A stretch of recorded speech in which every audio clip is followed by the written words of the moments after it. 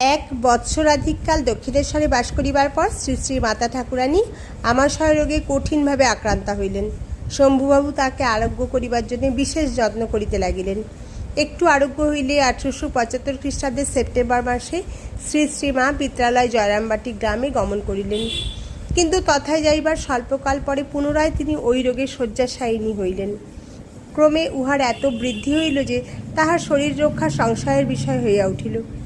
রোগের যখন কিছুতেই উপশম হইল না, তখন শ্রী শ্রী মার প্রাণে দেবীর নিকট হত্যা প্রদানের কথা উদিত হইল এবং তিনি কাহাকেও কিছু না বলিয়া গ্রাম্য দেবী সিংহবাহিনীর মারে যাইয়া এই উদ্দেশ্যে প্রায়োপবেশন করিয়া পড়িয়া রহিলেন।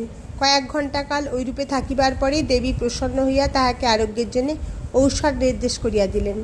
দেবীর আদেশে উক্ত ঔষধ সেবন মাত্রেই তাহার রোগের শান্তি হইল এবং ক্রমে তাহার শরীর পূর্বের ন্যায় সবল হইয়া উঠিল। শ্রী শ্রী মায়ের হত্যা প্রদানপূর্বক ঔষধ প্রাপ্তিকাল হইতে ওই দেবী বিশেষ জাগ্রতা বলিয়া চতুষ্পার্শ্বের গ্রামসমূহে প্রতিপত্তি লাভ করিয়াছিলেন। পীড়িতা হইয়া শ্রী শ্রী মাতা ঠাকুরানী পিত্রালয়ে যাইবার কয়েক মাস পরেই ঠাকুরের জীবনে একটি বিশেষ ঘটনা উপস্থিত হইয়াছিল।